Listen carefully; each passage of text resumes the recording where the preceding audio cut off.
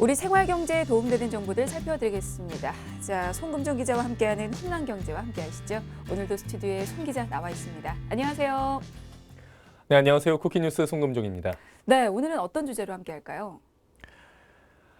네, 하나의 은행 혹은 핀테크 앱에서 모든 은행 계좌 업무를 볼 수 있는 오픈뱅킹 시범 서비스가 지난 30일부터 시작이 됐습니다. 오픈뱅킹이란 제3자에게 은행 계좌 접근을 허용하는 게 핵심인데 고객과 해당 은행뿐만 아니라 핀테크나 다른 은행도 고객 동의를 받으면 계좌에 접근할 수 있다는 그런 권리를 주는 의미인데요.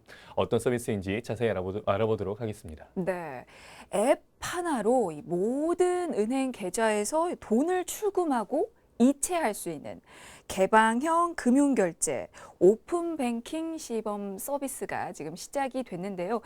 이게 지금 아직은 정식 서비스가 오픈한 게 아니고 시범적으로 시행이 되고 있는 거죠. 네, 아직은 시범 서비스 기간입니다. 이번 서비스에는 10곳의 은행과 지방은행이 참여를 했고요. 공식 서비스 출범일인 12월 18일에는 인터넷 전문은행 2곳과 다른 18개 은행과 핀테크 업체까지 오픈뱅킹 서비스에 동참할 예정입니다. 네, 이게 한창 시범 서비스 중인데요. 은행뿐만 아니고 핀테크 업체에서도 상당한 관심을 보인다고요? 네, 현재 138곳의 업체가 오픈뱅킹 승을 사전 신청했는데요. 금융당국은 보안 점검 등 승인 심사를 거쳐서 오픈뱅킹 서비스를 승인할 예정입니다. 네, 알겠습니다.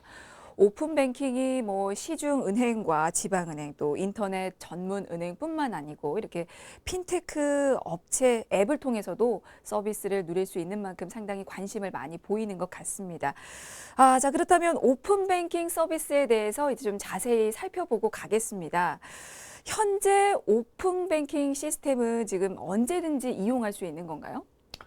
네, 오픈뱅킹 시스템은 사실상 24시간 365일 운영이 됩니다. 현재 금융결제망 중개 시스템 정비 시간을 기존 1시간에서 10분, 은행은 20분으로 단축을 해서 오전 0시 5분부터 오후 11시 55분까지 가동이 됩니다. 네, 그러니까 밤 11시 55분부터 12시 5분을 제외하고는 지금 사용이 가능한 건데 현재 사용할 때 불편한 점은 없습니까?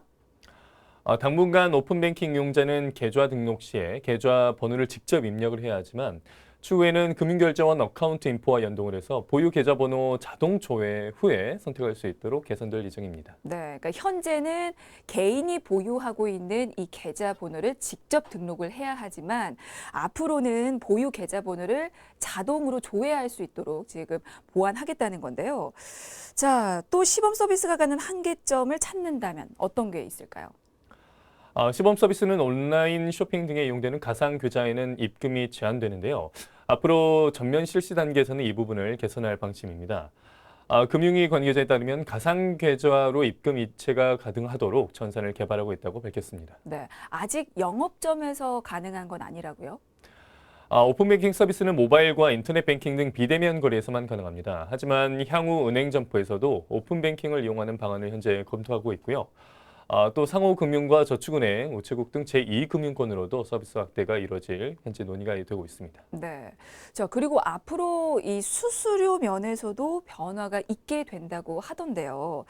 기존에는 지금 핀테크 업체에서 수수료를 부과하는 걸로 알고 있는데 어느 정도 수수료를 지금 냈던 겁니까?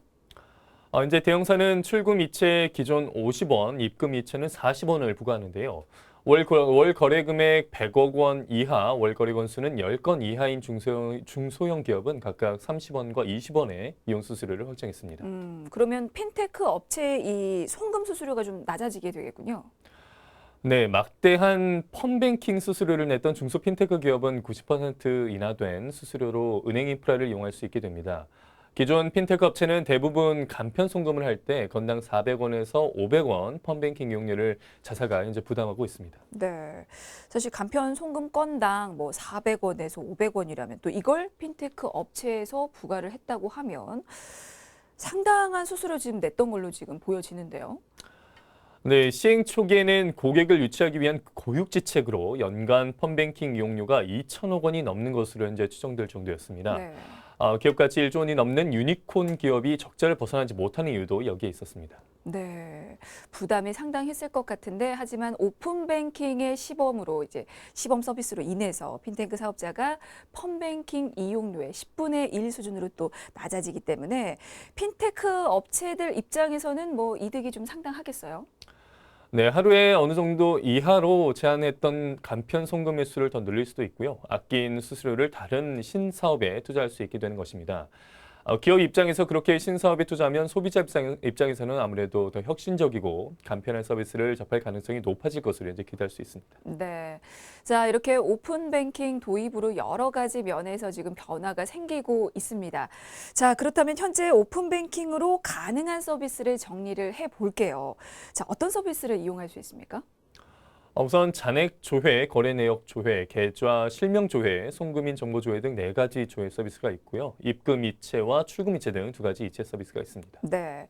그리고 오픈 뱅킹이 지금 본격적으로 도입이 되면 하나의 은행 앱만 설치를 해도 이게 모든 은행의 거래가 지금 가능하게 되는 건데 결국에 그러면 주거래 은행이라는 개념 자체도 사라지게 될까요?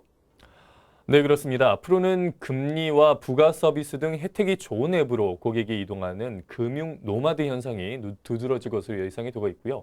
결국 스마트폰에서 가장 편리한 앱 하나만 두고 나머지는 퇴출될 가능성도 큰 것으로 이제 보이고 있습니다. 네, 결국에 뭐 은행 입장에서는 이게 위기이자 또 기회가 될 것 같은데요. 각 은행에서는 고객 유치를 위해서 좀 더 노력을 좀 기울여야 되지 않을까라는 생각도 좀 드네요.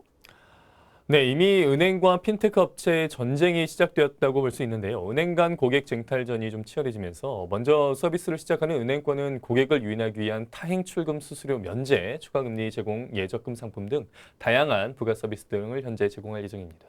그러면 은행에서 고객들을 위해서 어떤 서비스를 제공할 예정입니까? 네, 먼저 한 시중은행은요, 모바일 뱅킹에서 타행 계좌 잔액 이체 시에 오픈 뱅킹 수수료 전액을 무료로 제공합니다. 6개로 흩어져 있던 앱을 하나로 모은 후에 마이자산이라는 새로운 서비스를 추가하기로 했는데요. 지금은 은행 자산 관리 서비스는 소수의 고액 자산가만 프라이빗 뱅커를 통해 이용할 수 있었지만 앞으로는 모든 이용자도 개인 맞춤형 자산 관리 서비스를 이용할 수 있게 되는 것입니다. 네, 다른 은행은 어떤지도 좀 볼까요?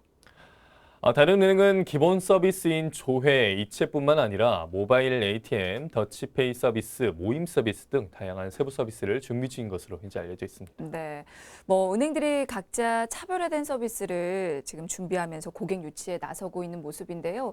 지방 은행을 포함해서 다른 은행들도 마찬가지입니까? 어떻습니까? 네, 다른 곳은 자산 관리, 외환 등 서비스 확대를 계획하고 있고요. 한 지방은행은 자사 QR코드, 바코드 결제 서비스 결제 시에 타인 계좌에서 충전해 결제할 수 있도록 현재 진행하고 있습니다. 네, 은행들이 뭐 다양한 부가 서비스 도입을 준비 중인데요. 자, 은행들이 상당히 좀 적극적인 것 같아요.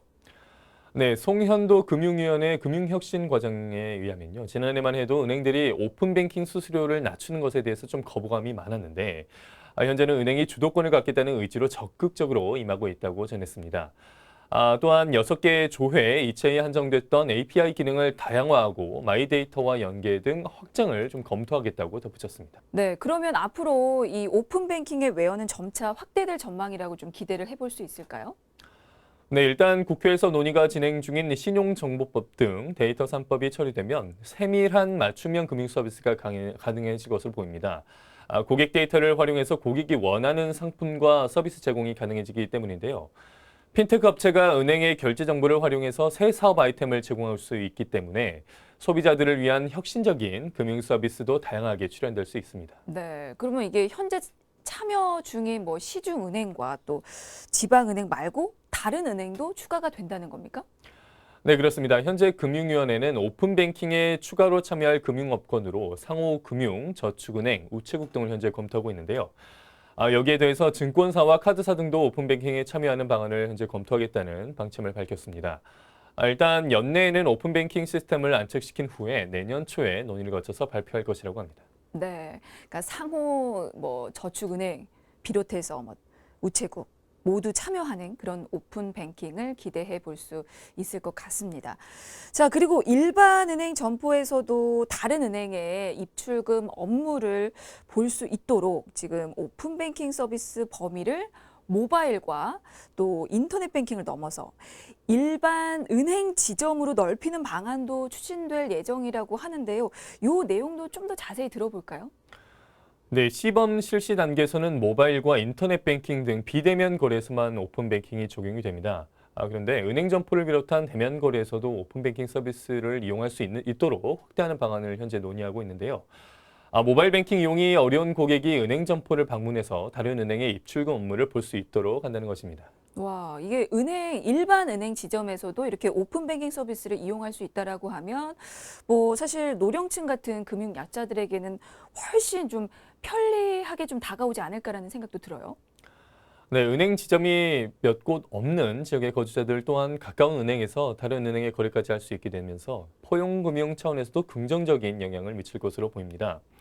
금융위원회 관계자는 대면 거래 부문에 대해서는 일부 은행이 추진하자고 이야기를 꺼냈고 은행 전체적으로도 합의가 이루어지고 있다면서 모든 은행이 준비됐을 때 시작하는 방안으로 현재 논의 중으로 내년 초에 세부 방안을 발표할 예정이라고 전했습니다. 네, 금융위에서 좀 더 보완할 계획을 가지고 있습니다. 현재는 일반 시중은행 위주의 참가 금융회사를 내년에는 뭐 저축은행 또 상호금융, 우체국 등 제2금융권으로 확대하는 방안을 좀 검토 중이고요. 또 조회, 이체에 한정된 서비스를 다양화할 예정이라고 하니까요. 좀 더 편안한 활용이 가능할 것으로 보입니다. 자, 오늘 훈훈한 경제는 여기서 마무리 짓겠습니다. 지금까지 쿠키뉴스 송금종 기자였습니다. 고맙습니다. 고맙습니다.